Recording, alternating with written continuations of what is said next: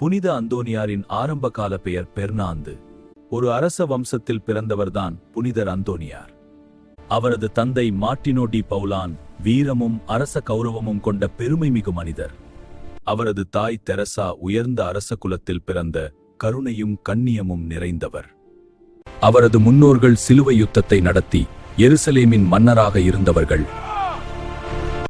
1195 ஆண்டு ஆகஸ்ட் 15 தேவமாதாவின் திருநாளில் பெர்னாந்து பிறந்தார்.